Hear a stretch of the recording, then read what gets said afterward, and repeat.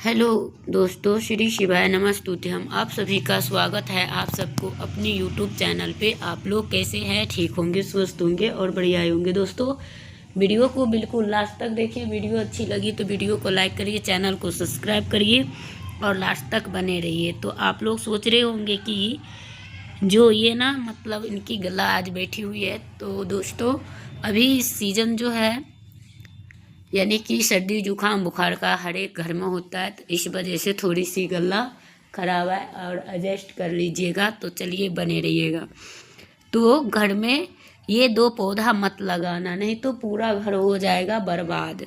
तो वही है दोस्तों, तो वीडियो को स्किप मत करना और पूरा लास्ट तक के देखिएगा। और वीडियो अच्छी लगी तो वीडियो को लाइक करिए, चैनल को सब्सक्राइब करिए और बिल्कुल लास्ट तक बने रहिए। तो चलिए जानेंगे और समझेंगे। और यही कार्य आपको अपनानी भी है, नहीं तो आपके घर में दरिद्रता निवास कर जाएंगे। तो भगवान श्री कृष्ण ने ऐसा बताए हैं, जो अत्यंत शुभ होते हैं। ऐसे वृक्ष न केवल अकाल मृत्यु के रोकते हैं, बल्कि सुख समृद्धि आनंद और माँ लक्ष्मी की कृपा की अस्थाई बना देते हैं। भगवान कहते हैं, जो लोग संपन्न होते हैं वे अपने घरों में विशेष प्रकार के पौधे लगाते हैं। तो आप भी इन्हें अवश्य लगाएं, जिससे आपके घर में शुभ और धन प्राप्ति हो। रुक्मणी ने एक बार भगवान श्री कृष्ण से पूछा कि ये बताइए कि मनुष्य के अपने घर में कौन सा वृक्ष अवश्य लगानी चाहिए, कौन सी वृक्ष दरवाजे के सामने रोपने से दरिद्रता दूर होती है और कौन सी वो है।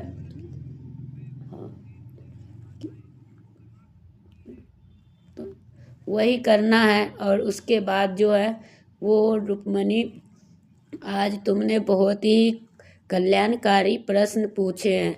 तो वो सृष्टि का आधार है, यह केवल ना तो वो धन और ऐश्वर्य लाते हैं। तो मैं आपको बताऊं कि वो कौन सा वृक्ष आपको लगाना शुभ है, कौन सा नहीं। तो चलिए प्राचीन कथा आप लोग, जिसे कि अस्पष्ट हो जाता है। सही और गलत पौधे लगाने से जीवन में सुख और दुख दोनों आते हैं। इस कथा को अगर आप सुने होंगे तो बहुत ही अच्छी बात है, नहीं सुने होंगे तो इस दिव्य यानी संदेश को जय लक्ष्मी माता कमेंट में ज़रूर लिखिए और उन्हें आप अपने को यानी कि जुड़े हुए उपाय आप सभी को काम आए। तो दोस्तों, आपको भगवान श्री कृष्ण ने बोले कि बहुत ही पूर्व मध्य प्रदेश में एक नगर रहता था और वहाँ पर एक पति पत्नी रहते थे और वो यानी प्रतिदिन भगवान विष्णु का पूजा करते थे। और उनकी पत्नी सुमित्रा भी गृह कार्य में यानी धर्मपराई थी और वो भी उनको धन धान्य की कोई कमी नहीं थी। और एक दिन सुमित्रा ने अपने आंगन में कुछ पौधा लगाने का विचार किया। उसने अपने बिना जानकारी के अवैध पौधे का यानी देखने में सुंदर लगे और परंतु वो पौधा वास्तु के अनुसार अशुभ थे। धीरे धीरे कलह बढ़ने लगी और गोपाल ने यानी कि उनको घर में तनाव बढ़ने लगे और दोनों पत्नी के बीच झगड़ा बढ़ने लगे। अंतकाल वो यानी पूरी तरह से नष्ट हो गया और निर्धनता का जीवन भोगने लगे। क्योंकि जो इंसान जो अगर अपने पत्नी से छल करके दूसरे पराय स्त्री के अगर वो भगा के या ऐसे करके रखते हैं, तो उनको भगवान कहीं से न कहीं से विनाश कर ही देते हैं। तो वही चीज़ रहा। तो इस वजह से उनको यानी कि घर में दरिद्रता घुस गई। जब घर लौटे तो बोले, कोई भी मुझे काम देने की तैयार नहीं है, अब मैं कहाँ जाऊँ, किससे मदद मांगूँ। तो दोनों ने निराशा के समुद्र में यानी कि डूब गए। फिर उनकी जो पत्नी थी यानी कि जो धर्मपत्नी थी, वो उनसे कुछ दिन के गुजारा चलता रहा और अज्ञात नहीं था कि जिस सुवृक्ष को आंगन में लगाया था वही उनके जीवन में दरिद्रता और दुख का कारण बन गया है। वैकुंठ लोगों में यानी भगवान विष्णु माँ लक्ष्मी के अपने भक्तों की ये दयनीय दशा देखते हैं। माँ लक्ष्मी बोली, प्रभु आप अपने प्रभु को यानी कि करना से और आपको परम्पराशक है कि आप प्रतिदिन भोजन करते हैं। भगवान विष्णु मुस्कुराते हुए बोले कि देवी मैं अवश्य उनकी सहायता करूंगी, परंतु उससे यानी बहुत ही बड़ी परीक्षा लेना है। भगवान विष्णु ने एक तपस्या यानी साधु का रूप धारण किया और पृथ्वी पे प्रकट हुई। वो दरवाजे पर प्रकट हुई और विनम्र स्वर में बोले कि आप कई दिनों से भूखा प्यासा भटक रही हूँ, तो आप कोई अगर थोड़ी सी जगह हो या थोड़ा सा शान मिल जाए तो बड़ा उपकार होगा।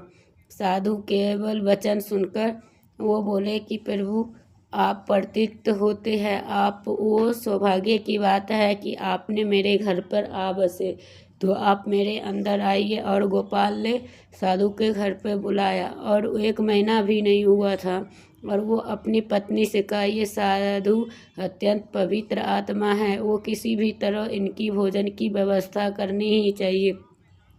मैं गांव में जाकर धन उधार मांगता हूँ। तो वो एक धनी सेठ के घर पहुंचा और उन्हें निवेदन किया कि कुछ समय के लिए लौटते समय ही उनको चुका दे। सेठ ने तिरस्कार भरे स्वर में कहा कि तेरे पास 1 कौड़ी भी नहीं है, तो मेरा पैसा कैसे लौटाएगा। गोपाल ने हाथ जोड़कर सेठ से कहा कि आप न कर सके तो आपको घर आपका सौंप दूंगी। दया आ गई और उसने धन दे दिया और बोला ठीक है, कोई नहीं, जा वचन निभाना। और वो यानी कि दूध चावल आटा शक्कर खरीद के लेके आए और प्रिय साधु के लिए भोजन बना दो। सुमित्रा प्रेम पूर्वक भोजन तैयार किया और साधु को परोसा। साधु को यानी कि परसने से श्रद्धा और उससे सेवा भाव देखकर अत्यंत प्रिय हुई और वो भक्ति से मैं प्रसन्न हूँ और भजन मांगो जो आप कर सको। तो यही है। गोपाल ने हाथ जोड़कर उत्तर दिया कि हमें आज के बाद कुछ नहीं चाहिए, कृपया ऐसे कौन सी पाप हुआ है जिससे दरिद्रता और दुख भोग रहा हूँ और इसे कैसे दूर करे।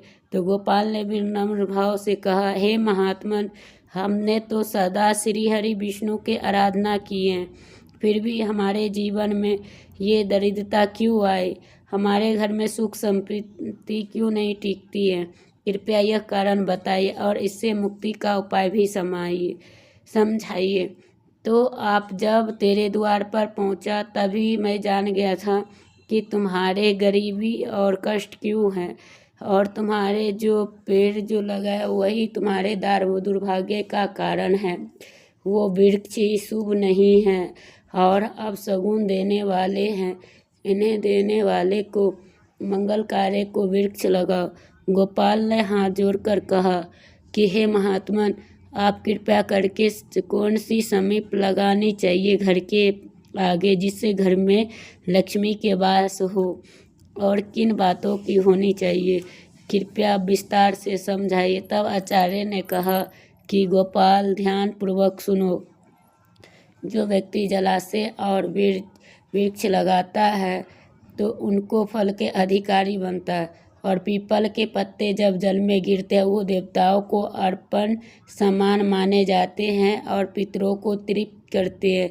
इससे समस्त पितृ दोष समाप्त हो जाते हैं। जो व्यक्ति प्रतिदिन स्नान करके पीपल पेड़ को स्पर्श करता वो पापों से मुक्त होता है और जीवन में कभी भी पराजित नहीं होता। पीपल का पेड़ को प्रणाम करने से लक्ष्मी की प्राप्ति होती है और उसके परिक्रमा करने से दीर्घ आयु भी मिलती है। जाल लोग पीपल के श्री हरि विष्णु के तने में और शेष भाग में और सृजन करता है। तो इससे जिसे अमावस के दिन पीपल के वृक्ष को प्रणाम करने के यानी पुण्य 1000 गाय के यानी दान करने के बराबर होता है। सृष्टि में कोई पीपल जैसा यानी कि पेड़ नहीं जो उनको यानी चमत्कार को जानते, जो उनका यानी कि पीपल का पेड़ का यानी कि जो शाखा पहुँचाते और वो नरक में गिरते। जो पीपल के पेड़ को जड़ से काटते हैं और मोक्ष की से वंचित होते हैं। और श्री आगे बोले, सुनो, दूसरे पूर्णदायी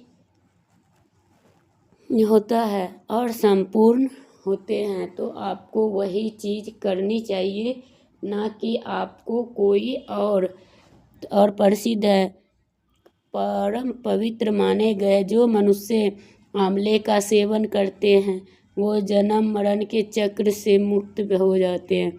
वो फल श्री हरि विष्णु को अत्यंत प्रिय है। आंवला खाने से शरीर में बाल होते हैं और आयु बढ़ती है, और उनके रस के जल पीने से रोग नष्ट होते हैं, और जल में पीने से और उनकी शरीर की यानी सुंदरता भी होती है। और उनके बाद जिस घर में अगर ज़्यादा बीमार रहते हैं तो जिस घर में आंवला के पेड़ रहते हैं तो वहाँ पे जो है तो उनके घर में कोई भूत प्रेत यानी निवास नहीं होती है। और जो व्यक्ति एकादशी के दिन जो है यानी आंवला का वृक्ष के पूजन करना सबसे ज़रूरी है। और अशोक वृक्ष में अप्सराएं निवास करती है। ये अशोक का यानी कि वृक्ष यानी कि वो शोक का नाश करते हैं, और वो जो है अत्यंत उसमें यानी कि जो है अप्सरा सब रहती है। और अशोक का पेड़ अवश्य लगाना चाहिए। और काले से यानी कि शांति और सुख बनी रहती है। और माता लक्ष्मी का अस्थायी निवास एक अशोक वृक्ष यानी कि सौंदर्य और चांदी के यानी कि प्रतीक होते हैं। जब वो माता लक्ष्मी सीता रूप में अवतार लिए थे तो रावण द्वारा अशोक वाटिका में तभी उसको यानी साथ दिए थे। तो माता सीता ने अशोक वृक्ष को आशीर्वाद लिया, जहाँ भी यह वृक्ष होगा वहाँ पे हमेशा उनका निवास रहेंगे, तो वो सुख और सौंदर्य शांति बनाए रखेंगे। तो पाप वृक्ष यानी कि यज्ञ के समान पुण्य देने वाला होते हैं, तो उनको जरूर से लगाएं। इसके रोपण के महान यज्ञ का फल प्रदान होता है। कलयुग में नियम और ऐसी को गुणकार माना जाता है जो घर के सामने अयोग्य धन समृद्धि प्राप्त करती है। 4 जामुन यानी वृक्ष 4 कन्या रूप को यानी पुत्री प्राप्ति की इच्छा रखते हैं तो उससे जामुन का वृक्ष अवश्य लगाना चाहिए। और घर के सामने जामुन का वृक्ष होने से कन्या जन्म लेते हैं, तो आपको ज़रूर से ये करना चाहिए जिनको पुत्री चाहिए।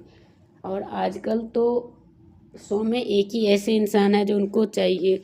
और जामुन के वृक्ष होने से जो है कन्या जन्म लेती है। जो कुल के यानी कि संयुक्त निवास करते हैं तो भगवान विष्णु का यानी कि रखना चाहिए। यानी कि बेल के वृक्ष में यानी कि गुलाब और बेल लगाए जाए तो सदैव शिव पार्वती की कृपा बनी रहती है। ऐसा घर कभी ना दरिद्र होता है, ना उनके अकाल मृत्यु होती है, ना कोई स्त्री विधवा बनती है। अच्छा नारियल और संतान और उनकी वृक्ष लगाने से जो है श्रेष्ठ और सद्बुद्धि और संतान की प्राप्ति होती है। नारियल हर घर में धार्मिक यानी अंग है और इसे अत्यंत शुभ माना गया है। जिसे आंगन में नारियल का वृक्ष होते हैं उनके परिवार पर समाज में सम्मान मिलते हैं और सौभाग्य होता है। और समुद्र मथन से उत्पन्न हुए हैं लक्ष्मी प्रिय और पारिजात का पौधे, और उसी समय से माता लक्ष्मी भी प्रकट हुई थी। अतः पारिजात माता लक्ष्मी को अत्यंत प्रिय है। इसे लगाने से विशेष रूप से सौभाग्य और देवी की कृपा होती है। तो 8 नर वृक्ष सौंदर्य और समृद्धि का प्रतीक होते हैं। सुंदर और संस्कारी सौभाग्यशाली होती है। और उसका अनार का वृक्ष लगाना चाहिए। अनार के लाल फूल स्वरूप यानी कि ऊर्जा का संचार करते हैं। माता लक्ष्मी का प्रतीक माना गया है। इसके फल से शरीर को तेजस्वी बनाते हैं। 9 प्लास यानी कि बर्म तेज यानी। तो दोस्तों यहीं पे वीडियो एंड करते, फिर मिलते हैं एक नया वीडियो के साथ। तब तक के लिए श्री शिवाय नमस्तुते।